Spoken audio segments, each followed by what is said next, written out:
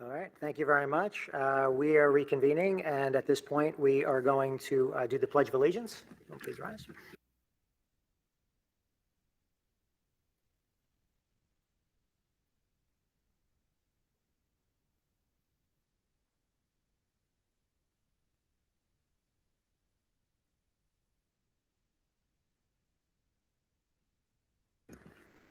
So I'd like to start off. We actually have a very happy occasion tonight. We're very happy to welcome Brian Finestein to our meeting.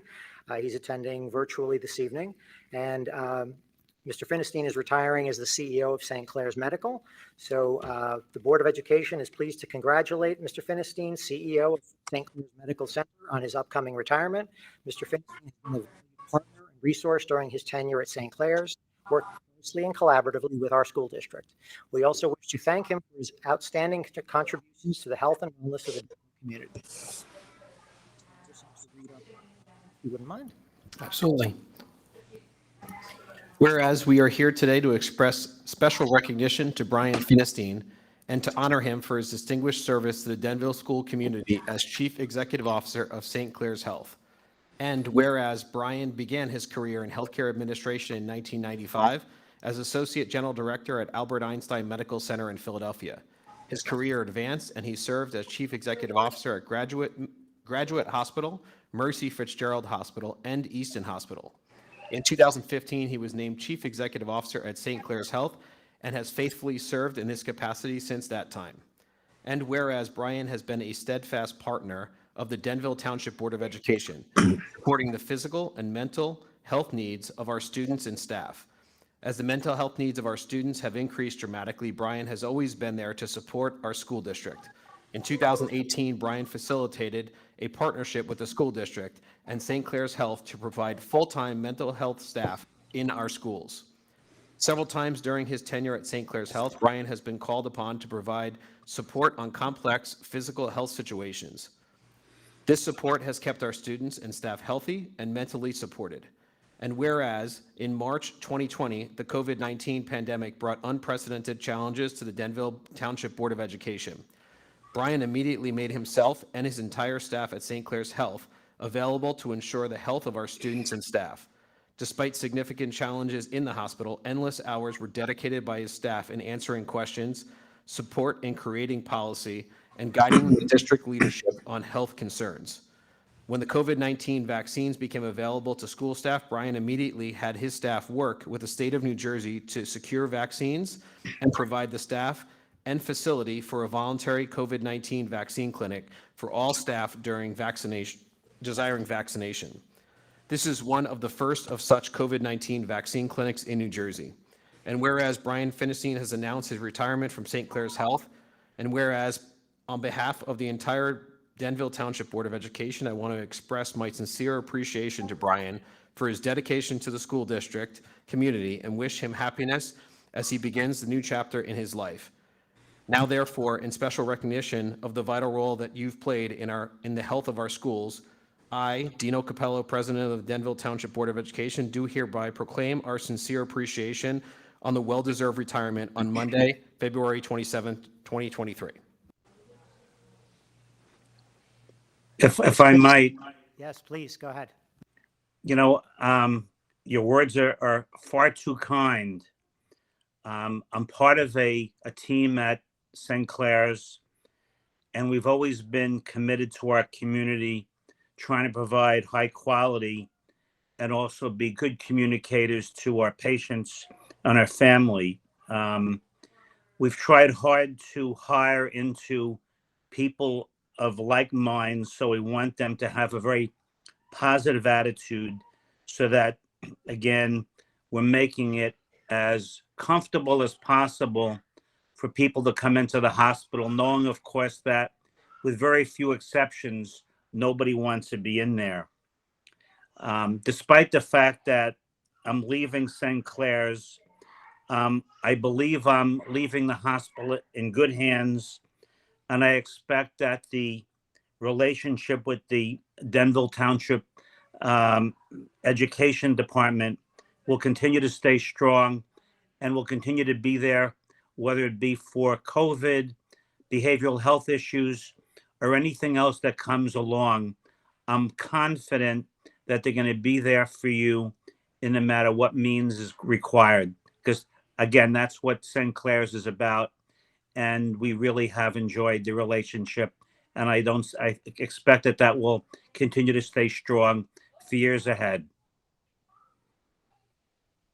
Well, Mr. Finiston, thank you very much, and thank you for attending tonight. I just want to repeat again, you've been a great friend to Denville and to the school district. We thank you for all of your hard work, and we will be, Dr. Forte is just going to show you the plaque that will be on its way to you shortly. Okay, I'm looking. You know what? I can't thank you enough. Your words are very kind, and I promise I'll find a place in my home so that I can reflect on that, because my time at St. Clair's has been nothing but stellar in any capacity and any group that I've met with. So I appreciate that you are singling me out, but again, it's a team effort, and I expect it'll continue. But I do thank you for your recognition, and I will be I'm thrilled to share that with my family and go into the next chapter, and only wish you well in the coming years. Well, thank you. Same to you. And I think Mr. Anderson just had a couple of words he'd like to add. Yeah, Brian, I just wanted to express my personal thanks. I obviously, as you know, I've been on a patient family advisory council, for those of you who don't know, on the board over at St. Clair's for several years now. And we meet once a month with Brian, as well as the leadership over at St. Clair's. And the first thing and the last thing he says to me as I walk in and out of each of those meetings is, do you need anything? Do the schools need anything? And that's been the dedication that he's brought. And I appreciate everything you've done. And I certainly wish you well, and look forward to hearing about your future endeavors. Fair enough. I wish I was there today. I was actually helping my son out at his gyms, which is one of the things that I am going to try and do in my retirement. So that, and maybe work on my golf game, but I will find things in the community that I can help with. So again, I appreciate your kind words, and only wish the best for the school and all that you stand for. Hey, Brian, I just wanted to take a minute to, when you first got the job, you reached out and said, I'd like to meet with you. I went in, we had a nice conversation. Ever since then, any type of health needs I needed, I knew I could text you, and you and I would get back to each other. And a couple of times you even reached out to me for things. And it's been a great relationship. We appreciate everything you've done for us. I always knew that any type of health matters, there was somebody I could go to all the time. So I can't tell you enough how grateful I am of that, especially through these last few years that we were dealing with. But you guys have been great, and enjoy your retirement. Have a great time. Thank you. Appreciate your kind words. And again, I only wish the best for the school system. Thank you, Brian. We wish you well. Take care. All right. Take care.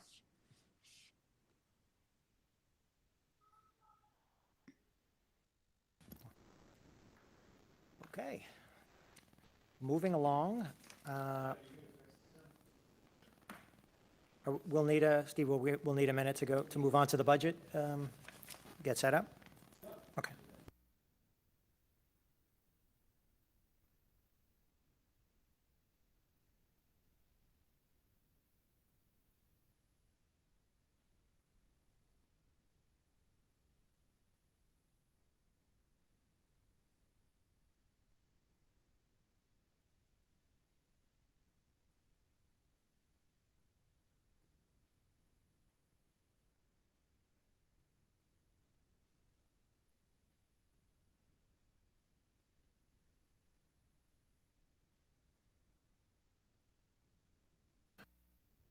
Damaris, chime in anytime, anything that comes up.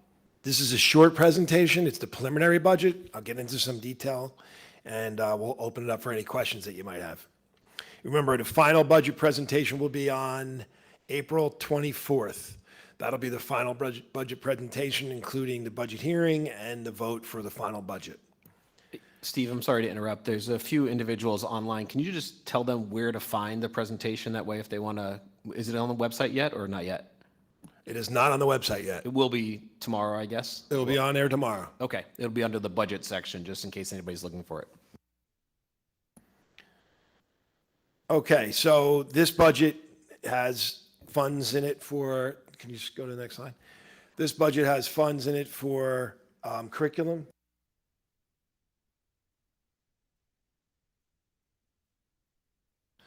This budget has funds in it for curriculum. We have our Amplify Science, Dreambox, Link It assessments, units of study, Math 180, $122,170 of funds for either increases to the things that we've already had or new items in the budget.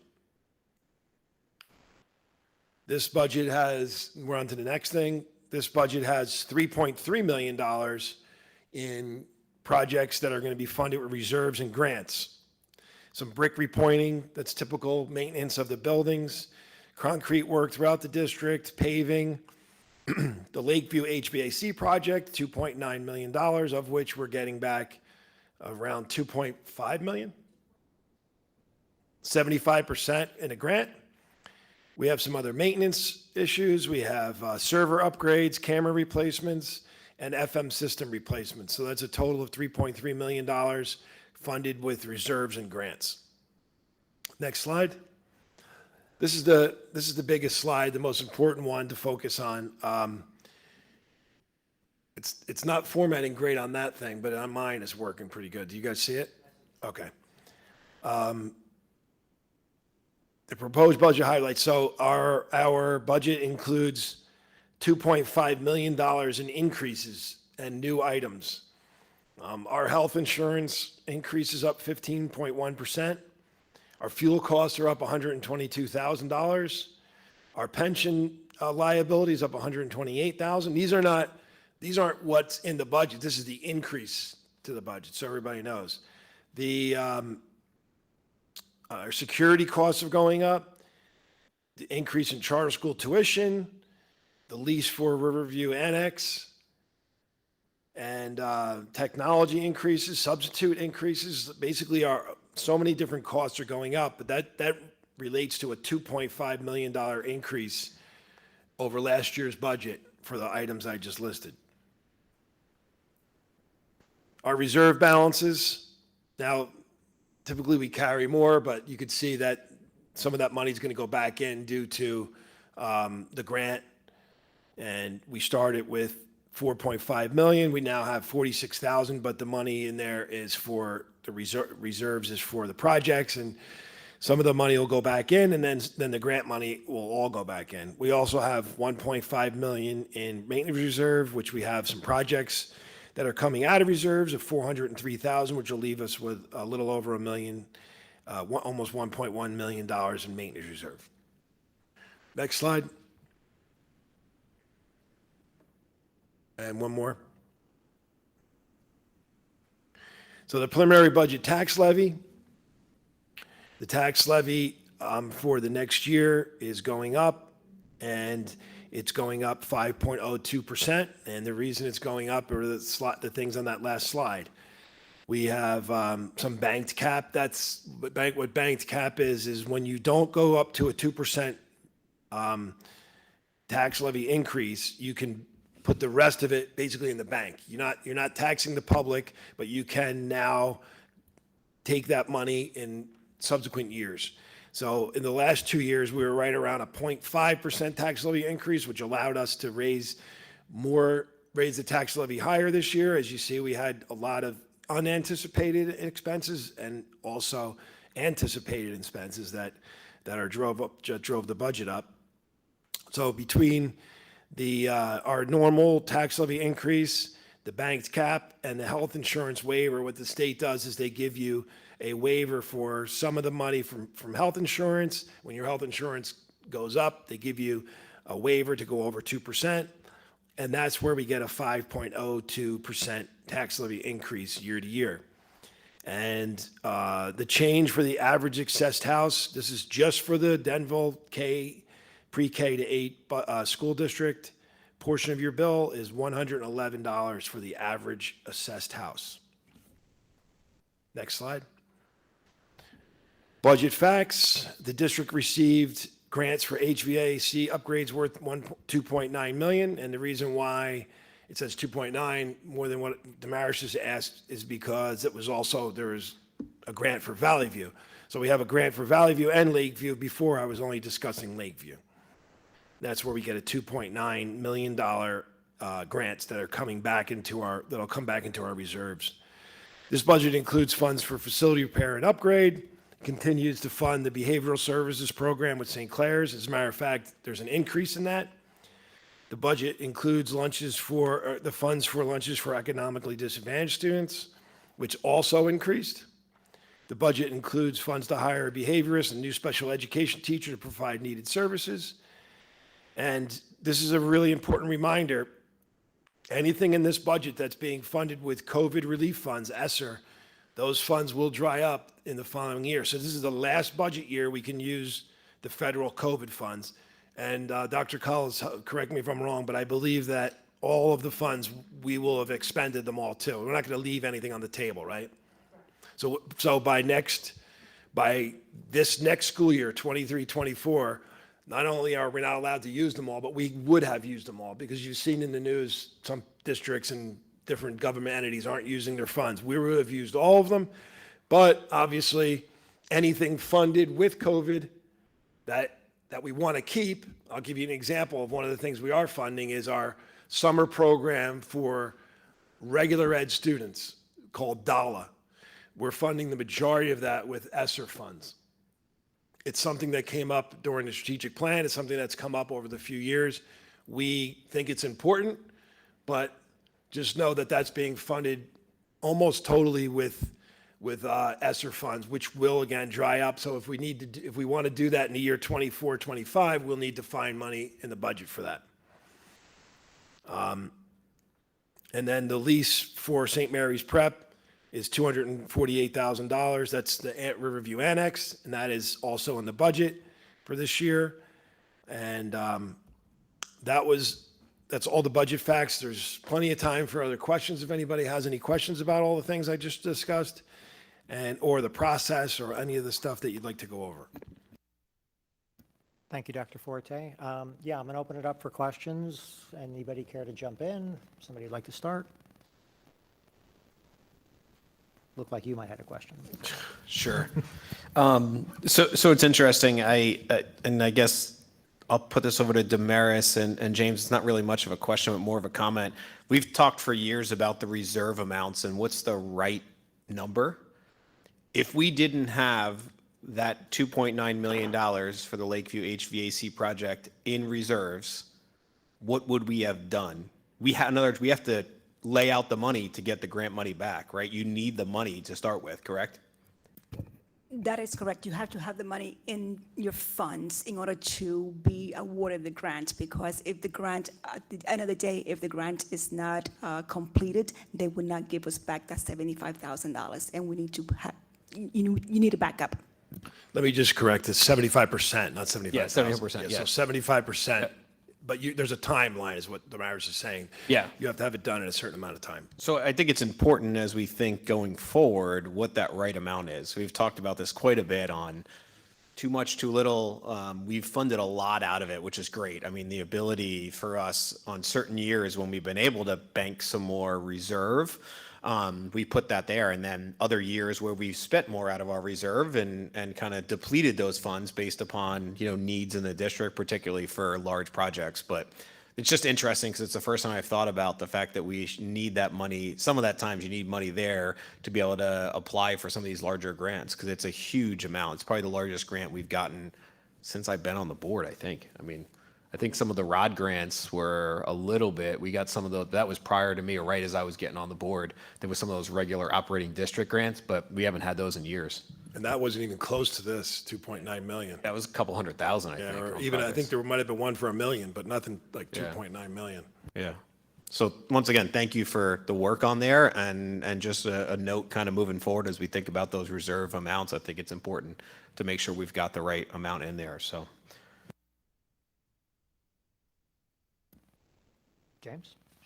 Go ahead. Yeah, Mike, thank you for those comments. I definitely agree. A few things I want to say with regard to this budget this year. Also to echo what Mike said, I really have to hand it to the administration for really doing a lot of work to get this budget to where it is. Over the previous 2 years, the board and the Finance Committee had the philosophy that we wanted to give back to the taxpayers wherever we could. So 2 years ago, or the budget from 2 years ago was the tax levy increase, or the increment that we had asked the public, was only 0.51%.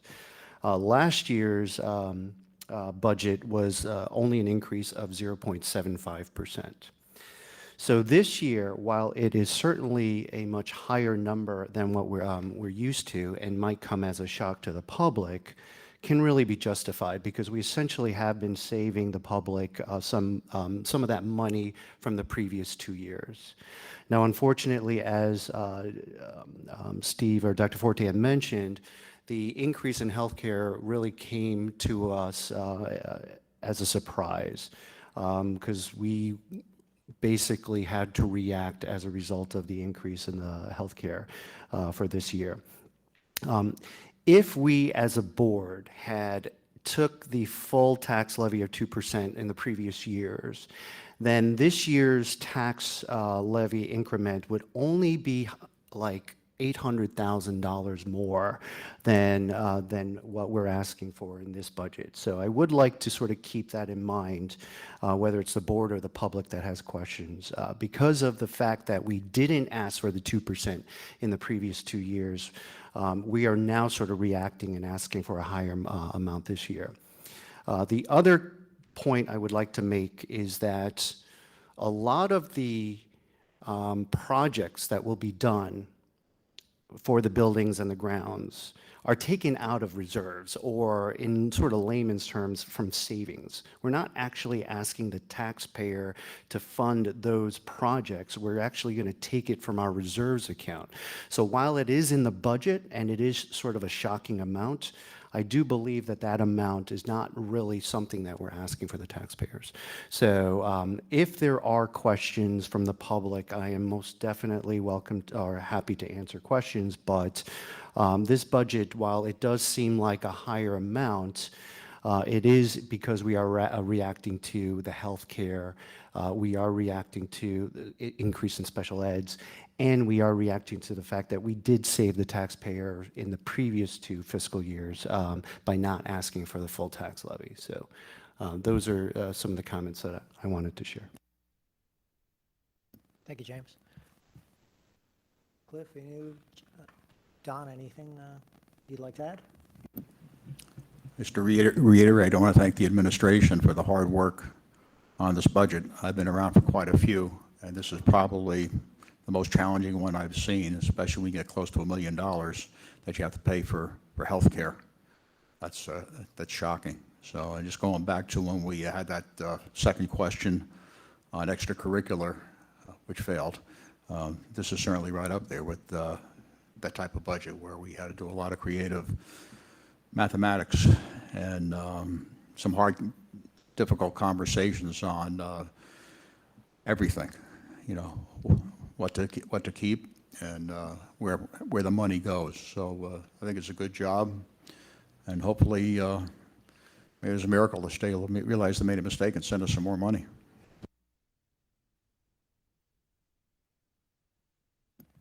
Thanks, Don. Anyone else? Yeah, go ahead. So I think I've said every year since I've been on the board, the budget is one of the hardest things we do, in that a 2% cap when 85% of our budget goes to things that go up greater than 2%. And pretty much every year since I think we've been on the board, it's been 2% or lower most of the time. I think as I've looked through, talked through, dug through this budget, it's the perfect storm of a multitude of different challenges, particularly healthcare insurance increases. I mean, no one's surprised that utilities and bus fuel costs goes up, right? I mean, I get gas for my car, and I can't believe how much more expensive it is, and obviously that continues to rise. It should be noted too that the health insurance increase, that becomes even more challenging to Damaris because that is on a calendar year and we're on a budget cycle of July to June. So she is finding a way for the first half of the calendar year to figure out a way to fund that in a budget that we didn't have the increase budgeted for. So that's challenging too. But obviously the special ed increases, the charter school tuition increases, the health insurance, just everything coming in all at once has been extremely challenging this year. I have no doubt that between Damaris, the leadership of the district, the finance committee, and everybody on this board, we've found every which way to try to cut where we can and try to do the best thing for the taxpayers in town. In fact, I can tell you I've had a lot of conversation with Mr. Kim over the years, and I think he's pushed the administration pretty hard many, many times, particularly last year on lowering the tax burden. So it's never fun to go to the public and tell them that we've got such a large increase or impact on their pockets. And I know it's challenging to everybody, but at the end of the day, I think I can reassure the public that we have scrutinized and cut and done what we can to make sure we maintain a really good school district.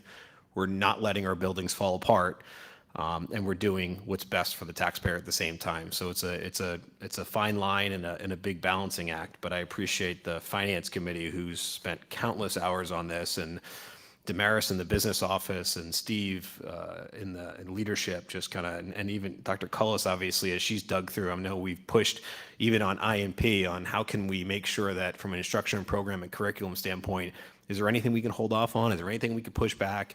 But still making sure that we're doing the right thing for the students. So I appreciate everybody's work on it, and I thank them for getting to where we are. And I mean, it should be noted too that several of us fought pretty hard for S2 a few years ago, which for the public, if they don't know that, it was a Senate and Assembly bill that basically reconfigured the School Funding Act or the School Funding Reform Act, basically from 2008, where there were districts that were getting overfunded their percentage, where we were getting underfunded.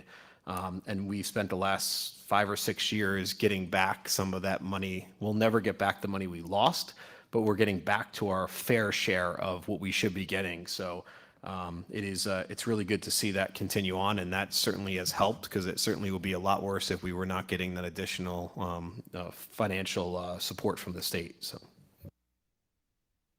Thank you, Mike. You actually covered everything really, really well there. The only thing I'll add, and I do think it's important, this has been a tough budget. This is continuing to be a tough budget. As Mike and others have said, it's been a perfect storm. But we really do need to celebrate the fact that this has not been catastrophic for us. We are a district that has been incredibly well financially managed. We've always been very thoughtful about where we've spent money and where we've saved money. And that fruit is coming to bear now. This is the time where it's really important that we were able to put money away, that we didn't spend money recklessly or needlessly. When we look at the things we did, we added a building 2 years ago, huge expense. We have a health insurance that's $784,000 increase, unimaginable before. At the same time, the contributions that we're getting are going down because of changes at the state. So you add all of these things and things that others have mentioned, and this could have been a catastrophic budget, but it's not. So I really do want to celebrate not only the hard work that is being done now, but the hard work that was done by previous boards years ago to get us to this point. So I think we do need to recognize that, and I think it's important to be pleased about that at least. So thank you. And Tino, if I may just add one more thing, you brought up, you mentioned a few things that reminded me. This district has no debt. About 5 years ago, we paid off all of our debt, and we have done unbelievable projects without going to referendum. I mean, it's amazing the millions and millions of dollars that we have put into reserve to save for a roof project and then spent it on a roof project at all of our schools. So it is actually really amazing. You see other districts that wait until their buildings are crumbling or they want to put a security vestibule, that's all funded through referendum. we are not funded through referendum at this point. So that is a really big accomplishment that I think this board has, this board and boards prior have really focused on, and probably pushed the administration pretty hard through the years that that's how we want to kind of handle our finances in this district. And I thank you guys for allowing us to do that. And I agree, it's an accomplishment that we should be proud of, that, we'd be in a lot worse position, particularly with our buildings, if we went down a different road. No, thank you. That's a very good point. Okay. If no one else, I think we can move on. Just to recap, the public hearing on the budget will be April 24th. That's correct, Dr. Forte? Okay. All right. Thank you.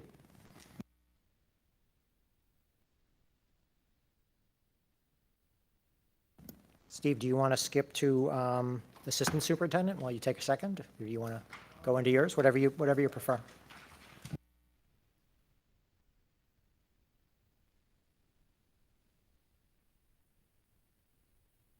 Okay, just a couple comments. The strategic planning update. The plan will be presented to the public on May 8th at the May 8th board meeting, and that will be with Charlene Peterson from NJSBA. March 27th, Riverview staff and students will be here to present a program from their building. And some ideas, again, we're sitting here like I was the last time talking about what are we going to do with the calendar. And we might have some type of a snow issue tomorrow. But for right now, considering we used one snow day, we would, if there was not a need for this, so this is not final, it's just me putting it out there as what might happen, we would cut the last 4 days off of June, and we would end school on June 16th. That's, again, if we don't need to close for any other snow emergencies. And tomorrow could be like we were talking before, the forecast is all over the place. While we're sitting here, it was just changed again back to 2 inches. Before it was under 1 inch. Now it's back to two inches or more. So we'll see how it goes. It's going to be one of those tough ones that we're going to make a decision based on a forecast and watch it be beautiful sunny day tomorrow. But we'll see how it goes.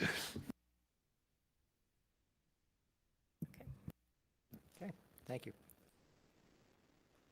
You're good? Steve, that was it? You're good? That's it. Okay, all right. Dr. Cullis, do you have any comments tonight? Sure. So our kindergarten pre-registration for 23-24 school year is open. You can find the application on our website at denville.org. Our current kindergarten pre-registration numbers: Lakeview, we have 80, Riverview 55. In our flex zone, we have 11 pre-K students that have not yet been assigned to school. It's a total of, there's 11 there as well, and a total of 157 currently. April 22nd, so next week, Dr. Michelle Borba will be providing the virtual presentation, Thrivers, for all of our parents and our staff. If you would like to register, the tickets are free, but you just go on our website, or in the Friday folder, and you can sign up for that, and I will send you the link. You can either watch it from home, or we will have an in-person presentation. It will not be Dr. Borba in person. She will be presenting virtually, but we'll have a Q&A after and a group discussion at Riverview. And then just a reminder that this week we have early dismissal for conferences, Wednesday, Thursday, and Friday. And this concludes the Assistant Superintendent's report. Okay, thank you very much. Do all the board members know what the flex zone is? Because it's kind of new, but I don't know if everybody knows what it is, the flex zone. So the flex zone is the area, pretty much, not exactly like this, but pretty much the strip of the town between Route 46 and the flashing light on Franklin. And that, if you live in that area, like all the way up and down, east and west, if you live in that zone, you're kind of in a holding pattern to just, and Dr. Cullis manages this, and she decides where your child will go based on efficiency. So it's not really the parent's request. It's really not up to the parent in this case. It's up to us to decide based on efficiency. If the class size are getting too big in one school, we move them to the other side. And that's what the flex zone is. So, and that, just so you know, that policy was mailed to all the realtors in our whole surrounding area. So everybody knew before they were moving in. It's It's on our website. Everybody knows about it. Again, it's just an area that where if you move it, if you have your first kid too, by the way, if you have a kid already in Riverview or Lakeview, we honor that pretty much unless they request the opposite. But the biggest thing to note is it's not based on what the parent would like. In this particular case, it's based on what's the most efficient use of our personnel district-wide. All right, so I'll hold off on placing those students until the end of the school year so that we can balance our kindergarten classes. So we try to make it as even. Going into the school year, they are the same. Now, what happens after the school year, move-ins and move-outs do change those numbers when you get the printout of the attendance every month. But when they went in as kindergarten, they're equitable. Great. Thank you for that clarification. Mrs. Gorowski, anything from the Business Administrator's Office tonight? 2 comments. I would just want to remind the board that if you have not done the ethic disclosure form, please, you have until April 30th. If you need me to resend that PIN, let me know, and I can do that this week. And I also wanted to thank the board for their support during this budget. It has been incredibly challenging, but I also wanted to thank especially the committee, the finance committee in the operation. They had been very supportive, meeting after meetings, communication, constant communication. And really, they're really commendable. Mr. Kim is really on top of asking a lot of questions, and as well as Mr. Vino and Don. And I want to say thank you. And the job is not done yet. We still have more to go, but thank you again. Okay, thank you. At this point, we're going to open up for public discussion. There are some people online and in the chamber. This portion of the meeting is open to any individuals for the purpose of addressing resolutions on this agenda or matters that they find are important to the Board of Education and is governed by Board Policy 0167. Prior to making a comment, members of the public are required to state their name, addresses, and the subject matter of the comment. Comments are limited to 3 minutes per person. No participant may speak more than once on the same topic until all others who wish to speak on that topic have been heard. Comments made by members of the public may or may not be responded to by the board or district administration. Any response that is provided will be made at the end of the public comment period after all comments have been heard. Sorry, badly placed staple. The board asks that members of the public be courteous and mindful of the rights of other individuals when speaking. Students and employees have specific legal rights afforded by the laws of New Jersey. Therefore, comments regarding specific students and employees will not be responded to by the board. The board bears no responsibility, nor will it be liable for any comments made by the members of the public. Members of the public should consider their comments in light of the legal rights of those affected or identified in their comments and be aware they are legally responsible and liable for their comments. All statements, questions, or inquiries shall be directed to the board president. We're open at 8:14 p.m. And if anyone online would like to make a comment, you could use the raise hand feature in Google Meet, and we will, Mr. Capello will recognize you, and you can unmute yourself once you're recognized.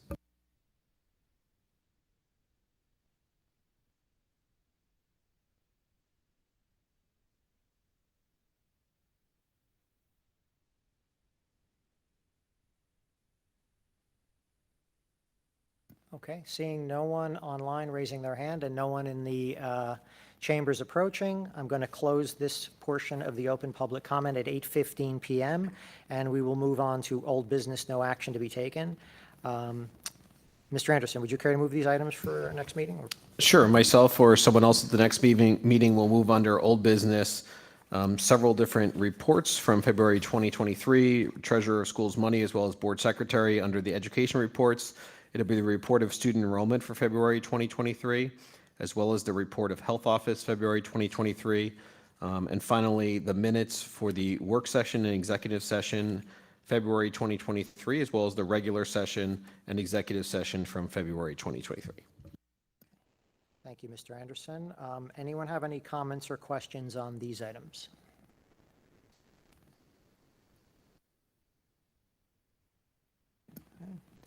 Okay, if not, the next item on the agenda we're going to be tabling at this point. Just going to delay the vote on this one. Tabling it for now. we have to? No, right? We're going to wait. 8:30 is the time that they're expecting, so So, I think yeah, we we have can keep, plenty of we can time. keep moving. All right. Next item on the agenda, this is a new business action to be taken. Dr. Moore, would you move us through the personnel items, please? Sure, I'd like to move the following items for approval under, following resolutions under personnel. Looks like under item number 1, a new hire and a resignation, and item number 2, leave of absence. I'll second. Thank you, Dr. Moore. Thank you, Mr. Cass. Any questions or comments on these items?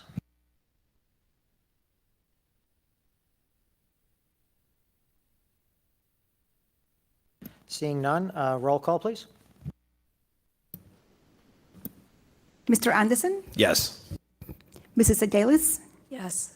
Dr. Aruna Jatasan, Yes. Dr. Moore, Yes. Mr. Kim, Yes. Mr. Cass, Yes. Mr. Capello. Yes. Okay, moving along to instruction and program. Mr. Anderson, can you move us through these, please? Sure. If there are no objections, I'd like to move under B, instruction items 1, which is workshops with expenses for several staff members, as well as item number 2, which is the Nagola Academy of Irish Dance to perform Irish dancers for the 2nd grade at Riverview on March 17th. Second. Thank you, Mr. Anderson. Thank you, Mr. Kim. Any questions or comments on these items?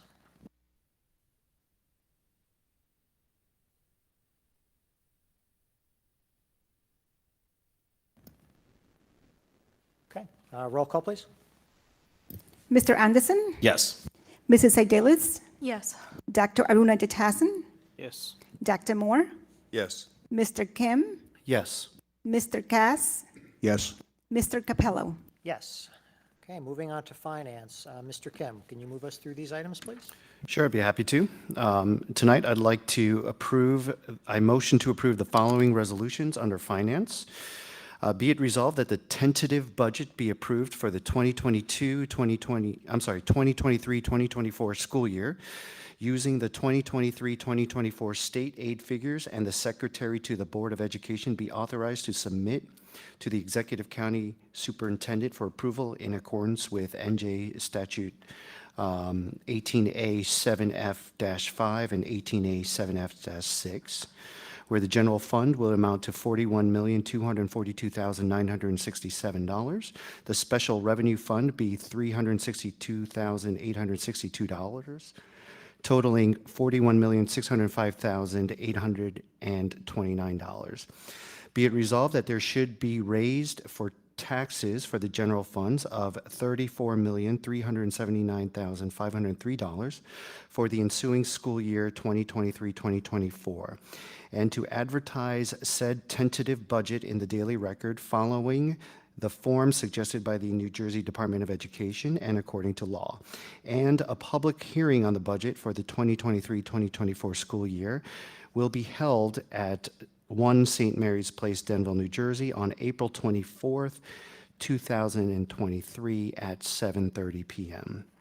Be it resolved that the Board of Education includes in the tentative budget the adjustment for increased costs of health benefits in the amount of $746,518. The additional funds will be used to pay for the additional increases in the health benefit premiums.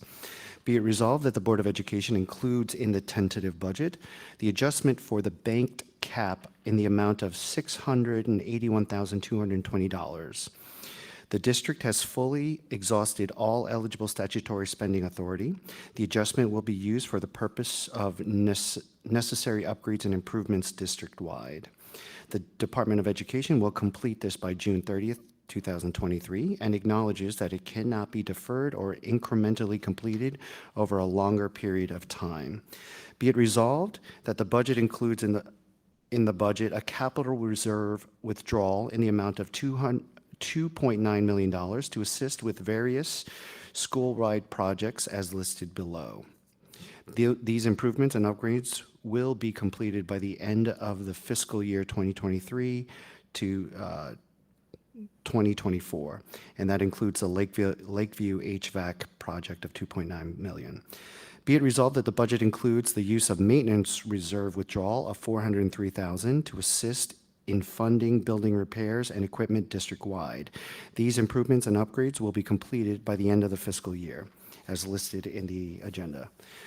Whereas the Denville Board of Education recognized school staff and board members will incur travel expenses related to and within the scope of their current responsibilities and for travel that promotes the delivery of instruction or furthers the efficient operation of the school district. And whereas New Jersey Administrative Code requires board members to receive approval of these expenses by a majority of the full voting membership of the board and staff members to receive prior approval of these expenses by the superintendent of schools and a majority of the full voting membership of the board. And whereas the Board of Education may establish for regular district business travel only an annual school year threshold of $150 per event, where prior board approval shall not be required unless this event threshold for staff member is exceeded. And travel and related expenses not in compliance with New Jersey Administrative Code, but deemed by the Board of Education to be necessary and unavoidable as noted on the approved Board of Education out-of-district travel and reimbursement forms. Be it resolved that the board approve all travel not in compliance with New Jersey Administrative Codes as being necessary and unavoidable as noted on the approved Board of Education out-of-district travel and reimbursement forms, and be it resolved that the board include in the tentative budget travel and related expense reimbursements in accordance with New Jersey Administrative Code to a maximum expenditure of $27,900 for all staff and board members for the 2023-2024 school year. The maximum travel expenditure amount for the school year is $23,672, of which $13,105 has been spent and $10,567 is encumbered to date. Be it resolved that the board approve a maximum annual expenditure for professional services in accordance with New Jersey Administrative Code as listed in the agenda. And for number 2, the board approve the attached non-resident tuition contract for a student to provide CST evaluation services at $450 for each assessment. I'll second.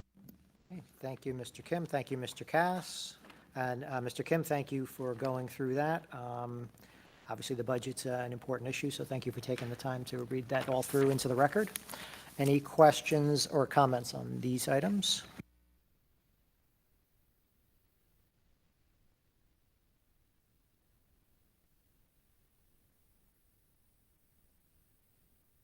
Okay, seeing none, roll call, please.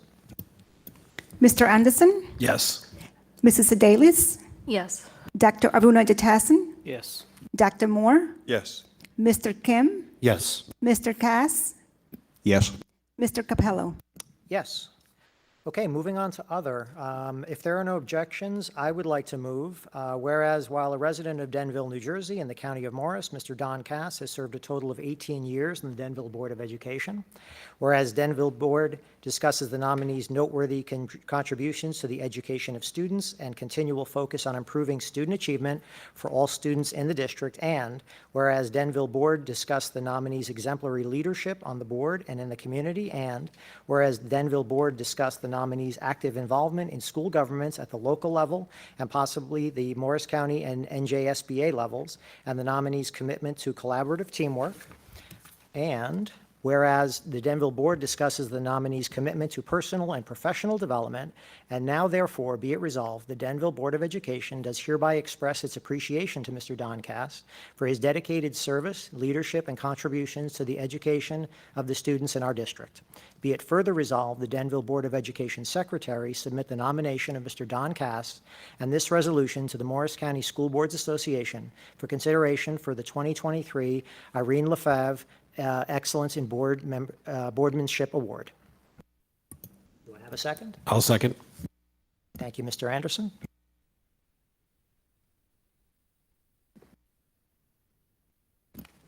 So, Don, I'd love to say that this was my idea, This was actually Damaris' suggestion. She brought it up. James and I had seen this a couple of months ago and honestly forgot about it. So Damaris raised this, and we couldn't think of anyone better to nominate for this award. Well, it's a surprise, and thank you very much. And I know my third grade teacher, Mrs. Kitchen, who straightened me out and helped straighten me out and get me on the right path, would be proud of me too. Thanks again.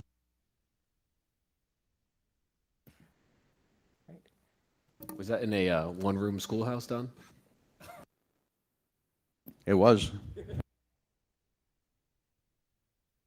Oh, that was at the mom school. And I often tell the story about Mrs. Kitchen, especially when I was in basic training in the Army. Some of the recruits were complaining about Sergeant Mitchell and Corporal Walton, about how tough and how hard they were. I said, well, you didn't have Mrs. Kitchen in third grade because nobody got away with anything in her class. And I won't repeat some of the things she said, but you can't say them today and the world we live in today. But she would question people about losing their comb and not combing their hair and all that kind of stuff. So she was a tough cookie, but just what I needed. If I may, I have the fortune of sharing or being in the same committee with Don for a number of years, and I want to truly thank him for his wisdom that he brings. He certainly has witnessed a lot of what could be done incorrectly on a board, and he has brought that experience and that wisdom to all of our meetings, and that really helps center us when we try to make decisions, what's important. And so I do want to thank Mr. Cass for everything that he has imparted to me, whether it's just his experience or whether he's been coaching me with stuff on the committee level, so as well as on the board level. So I certainly hope that he wins this nomination, but I couldn't think of anyone who deserves this more. So thank you. Here. All right. With that, roll call, please. Mr. Anderson, Yes.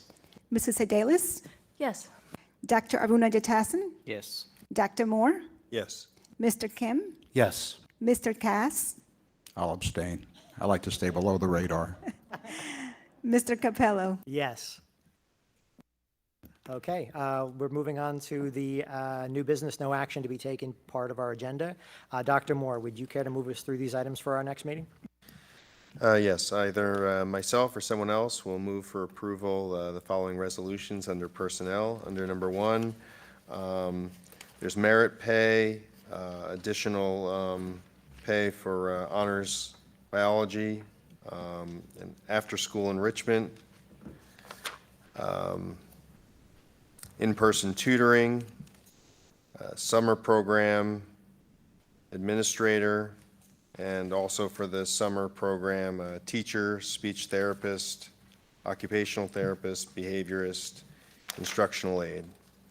And then under item 2, we have the contract for Dr. Forte, and item number 3 is staff for the summer exploration program. Thank you, Dr. Moore. Any comments or questions on these items?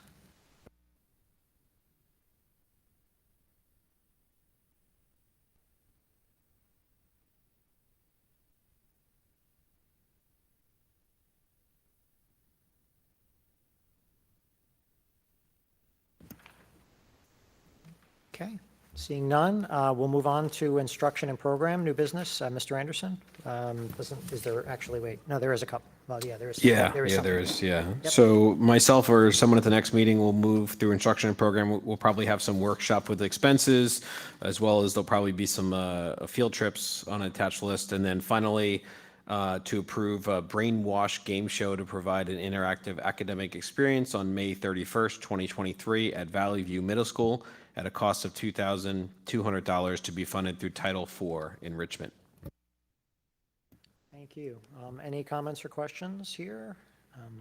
I had one quick one. This is not one I've seen before. Could you guys give us a little background on this Brian Wash game show, where that came from? The Brainwash.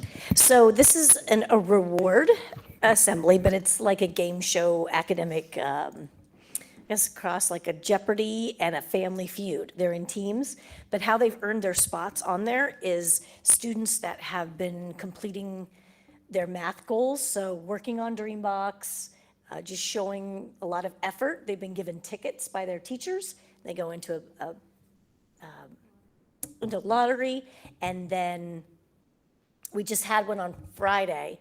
We have some fun, just silly games that we play with those kids, so they're drawn out to get to do the, Dizzy Lizzy and the pie eating, whatever. We have those going on, but it gives students an opportunity who might not always get recognized as well to be selected for the games, and they really like that. And then at the end of the year, the big one is this brainwash. So they're all trying to get their tickets, and it's just a motivational, but also an opportunity for them to do like a game show. It's set up really like a game show. Like they have all the buzzers and the lights and the things. So the kids like to do that. Okay, great, thank you.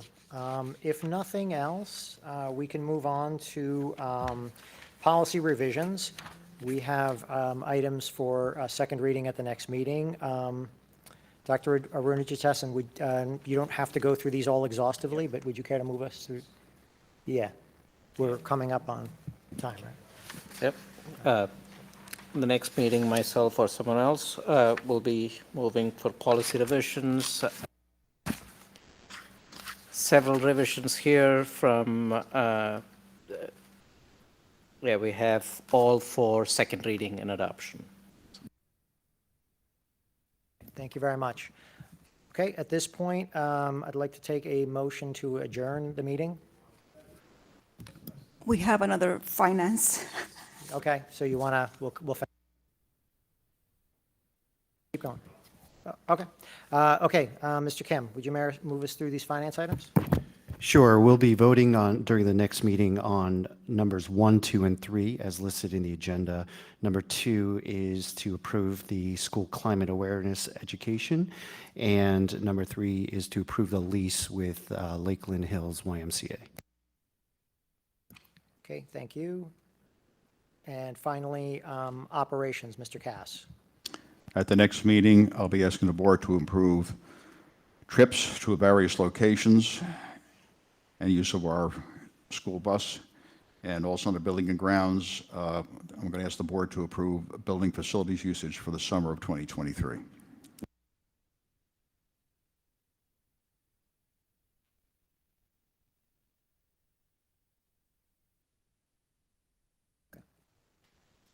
Okay, all right, thank you very much. At this point, I'm going to take a motion to move to executive. We do anticipating voting when we return from that executive session. Mr. Anderson, would you move us to do executive? Sure. If there are no objections, I'd like to convene an executive session in accordance with Section 8 of the Open Public Meetings Act. The purpose of this closed session will be to discuss student matters. Minutes of this session will be made available to the public when the need for confidentiality no longer exists. I'll second. Thank you, Mr. Anderson. Thank you, Mr. Cass. All in favor? Aye. Any opposed? Any abstentions? Okay, we are in executive at 8:34 p.m. At this point, we are going to return to our agenda, and I will ask Mr. Anderson if you would move item 4 under old business. Action to be taken on page 3. Page 3.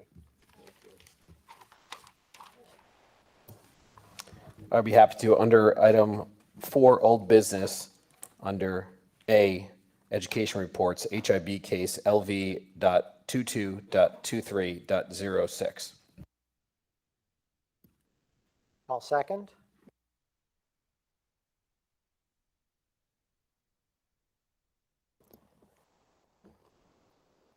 All right. There are no further questions or comments. Roll call, please. Mr. Anderson? Yes. Mrs. Sedalis? Yes. Dr. Arunajitesan? Yes. Dr. Moore?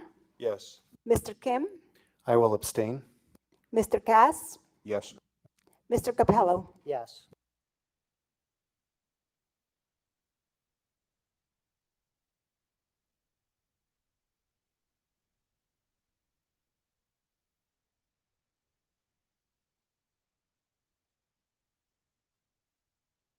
Okay, at this time, we will move on to good of the cause, committee reports, correspondence, and discussion items. I have the following 4 highlights. The Board of Ed approved the preliminary budget for 23-24 school year. Final budget hearing and approval will take place April 24. The Board of Ed acknowledges retiring CEO of St. Clair's Medical Center, Brian Finestein, for his partnership with the Denville schools and community. The Board of Education would like to remind the public of March 22nd presentation by Dr. Michelle Borba, and the Board of Education voted to submit Mr. Don Cass's name to the Morris County School Board Association for consideration for the Excellence in Boardmanship Award. Thank you. Anyone else have any other items? I know we received some of the committee reports. I think some are still outstanding. Go ahead. I just wanted to say, this past week, Lakeview had invited parents to come read stories to their kids. And I went in the morning, and I got there about 20 minutes early, and I couldn't park even across the street. I had to go all the way down, park on a side street, and cut through to get in there. And when I was coming, you could see, like, it wasn't even nice weather. The parents were lined up. I don't know how many parents showed, but it was packed. And then I came back later that afternoon to read again, and it was still packed. So, you know, for anyone thinking that parents don't want to be involved or get involved, I mean, they came out in droves. And it was really amazing to see. It was kind of fun to be in the school a bit too, because I don't get that opportunity as often. And also we went to the Lakeview play, the friendship play, which was really cool. And again, the turnout was really great. I was actually able to park across the street this time, which was nice. But it was really neat, and just to see all the involvement and everybody really wanting to be involved, and seeing all the parents reading with their kids, and it was just neat. So Great, thank you. Anyone else? James, you're nodding your head. Yeah, thank you. Thank you, Dr. Moore, for bringing that up, because, we do have to discuss building capacity. So I just wanted to bring to everyone's attention that maybe we need parking garages. But on a serious note, I believe Dr. Fortier and Ms. Gorowski provided us with a spreadsheet to show the board the cost differences, if we were to go to referendum versus if we were to continue to hold the lease. So that was in the committee document, and please reference that and ask us any questions that you might have. Every committee meeting, we will continue to maybe address a little bit something that we haven't really discussed before. So if there's anything that you would like us to discuss in the committee meetings, please let me know, or let any of the committee members know as well. Great, thank you. That actually touches on something I wanted to raise. I had sent down an idea that I really do feel that it's important that we try to make a case and reach out to not only our elected officials, but also the community, so they can really understand what the housing situation is in Denville and how that impacts our space and our capacity. So it's something that I'd like to try to take on. It basically would be similar in concept to what school districts did for the fair funding. Is basically I'd like to, form a committee here, have some discussions about how we can get our message out in various ways to try to generate interest, talk to as many legislators as possible. And that actually ties into something else I mentioned, March 31st. We are going to have a meeting with Ora Dunn. So this item and any others that we feel from a legislative view are important, please funnel to me for that meeting, because I want to take them to that meeting when it occurs. So I don't know if anybody had any thoughts on my idea, if it's a good idea or a bad idea. I'm more than willing to hear, criticisms, but, I just wanted to bring it up for discussion. It's a very good idea. I wish I thought of it myself. Over the years, we've talked about the legislative issues that affect not only our district, all the suburban districts. And I write my representatives frequently, on the federal level and the state level. And of course, I run into Brian periodically, so every now and then we have a shop talk about what's going on in Trenton.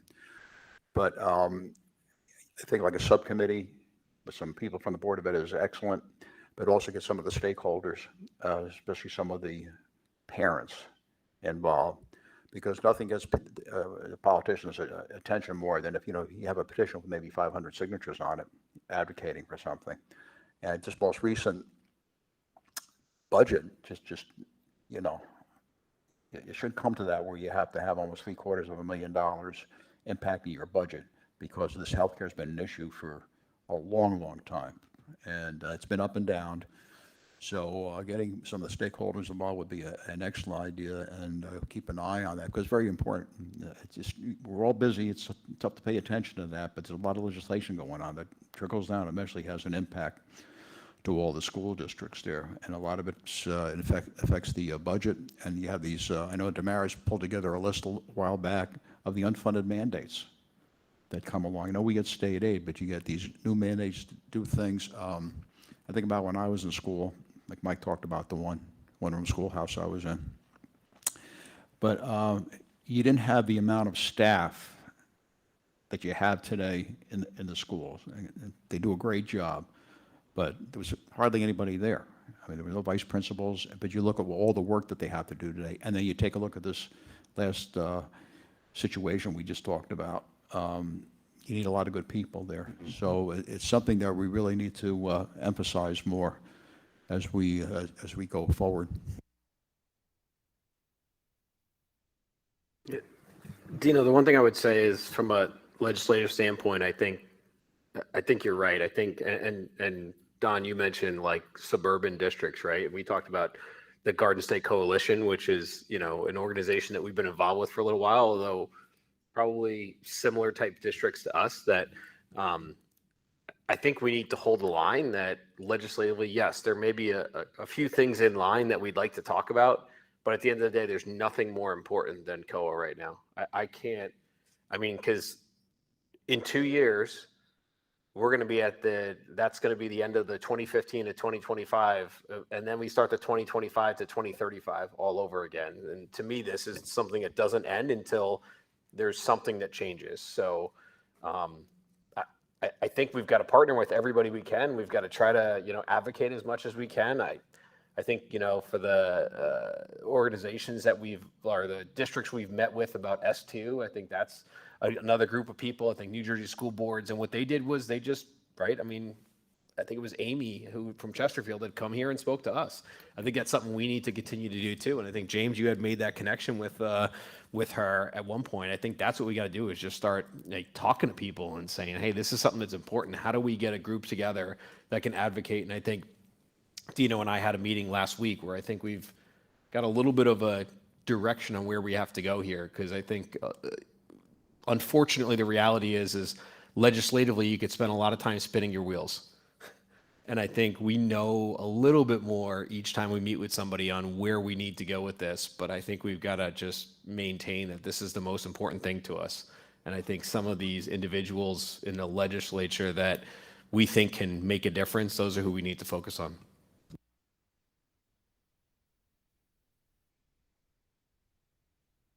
So with that in mind, really, I think that the next step I'd like to try to pursue is putting a group together at the board level, flesh this out a little bit. I agree with Mike, and no disrespect to you, Don, but I do think that we shouldn't dilute our efforts. I totally agree with you. Unfunded mandates and all the things that we have kind of railed against over the years are important, but this one is kind of, it's existential in terms of what it does for the district.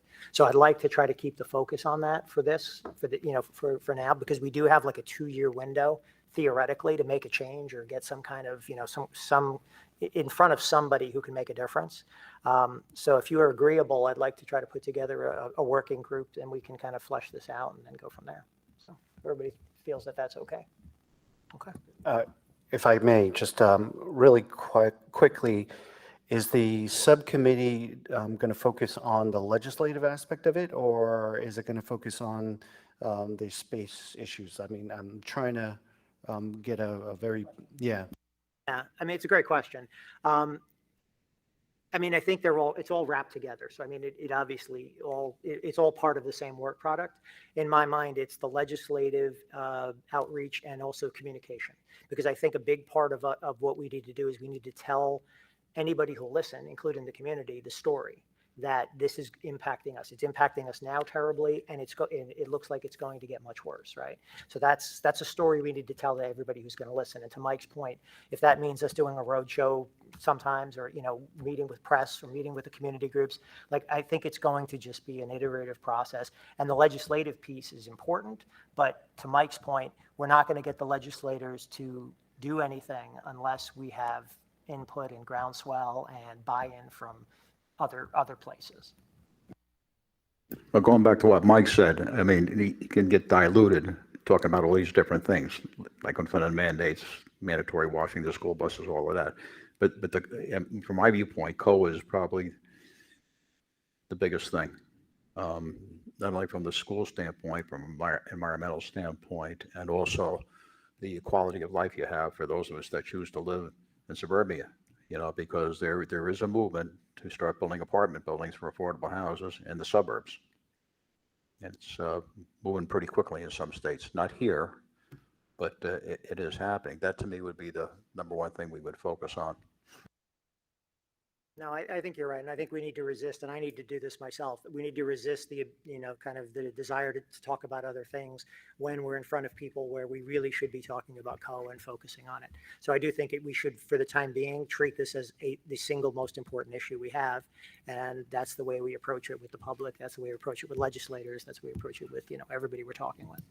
I think the important part, and I think putting a committee together would help with this. And what are we asking for? We're not going to get rid of COA, okay? So that's not a possibility. And it's not the right thing, right? I believe in affordable housing, and I think it's important. I think we've got to figure out what we're asking for. And it can't be in the courts. Okay, that's great. We all believe that. But what are we specifically asking for, right? And I think we need to do a lot of research on what is involved in this. And I think Dino and I, the meeting we had last week, certainly lays probably like step 1/4 in a 20-step ladder. I think we learned this tiny little bit, but I think there's a lot more to learn and understand. I mean, I think about like what the Fair Funding Act or committee had done, and they got a hold of people like the New Jersey state aid guy that knew state aid frontwards and backwards, right? And any question they had, they referred to him, I feel like, every time, in a good way, right? He was just a super knowledgeable on the history of it and the knowledge of how we got here and how do we get out of here. I think that's what we need to find right now. And I think that we need to do some research on our own, and then we got to ask a lot of questions. And so I think we need to find some allies that we can learn from and understand, because I think what we're asking for is going to be super important. It can't just be, we just don't want affordable housing. That's not what I think. That's not what I want to ask for. But I want to figure out, how do we fix this so that we're providing affordable housing? We're not taking that away, because that's constitutional, right? So that's not going to go away. But what are we asking for? I think we got to figure out a way to get it out of the courts, and we got to get that coalition or that council on affordable housing to actually be a council again. But how we do that, I'm not really sure. We got to figure out the details of it. I think you're absolutely right. I mean, they always say when you go talk to legislators, don't come with a problem, come with a solution, right? So I mean, that's classic. So I think you're completely right. So yeah, so I mean, a lot to talk about. So we'll move forward with creating a working group. What that looks like exactly, we can have that conversation offline, and then develop that work product, or at least develop the roadmap for what the work product might be. So this is going to take some time.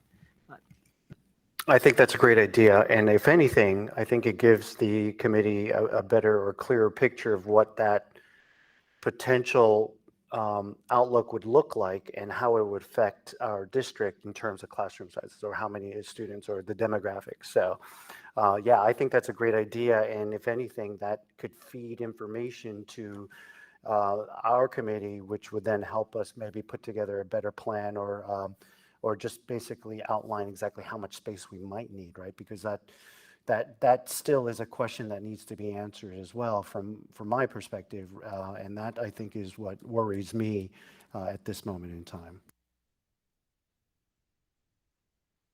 All right. Well, thank you, guys. Thanks for your input. Thanks for your help with that. I have one other good of the cause item, and this has to do with our Mr. Anderson.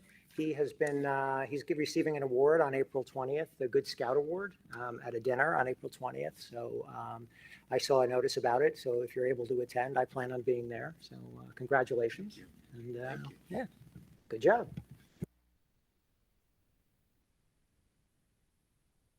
I'll just add, I know Dr. Moore mentioned it. I had a chance to go to Read Across America also, and I felt the same way as you. I went to Lakeview when parents were kind of exiting, and same kind of experience. I think I was lucky right at the end there. There was a few spots opening up, so I was able to jump in.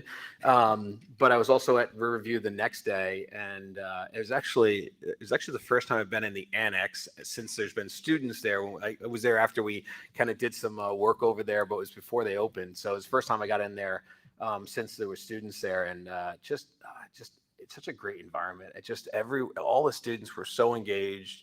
All the buildings I go to, I'm just really happy with everything we've got going on. And like Dr. Moore said, the engagement from the families and the everybody. It was actually I had a good conversation with one of our retired teachers who lives an hour and a half away and comes up for Read Across America every year.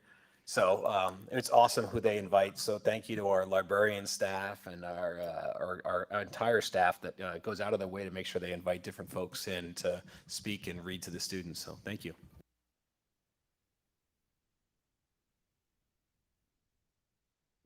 Okay. So anything else? All right. If not, we're going to open up for the second public comment. The same rules and conditions apply as they were read into the record earlier. We will open up for public comment at 9:30 p.m.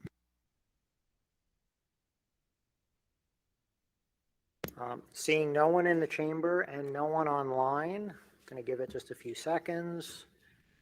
And we will close this public comment section at 9:31 p.m. We do have a need for executive session. We do not anticipate voting after that. Mr. Anderson, would you move us into for negotiations? Sure. If there are no objections, I'd like to move to convene an executive session in accordance with Section 8 of the Open Public Meetings Act. The purpose of this closed session will be to discuss negotiations. Minutes of this session will be made available to the public when the need for confidentiality no longer exists. Second. Okay, thank you, Mr. Anderson. Thank you, Mr. Kim. All in favor? Aye. Any opposed? Any abstentions? We are in executive at 9:31 p.m.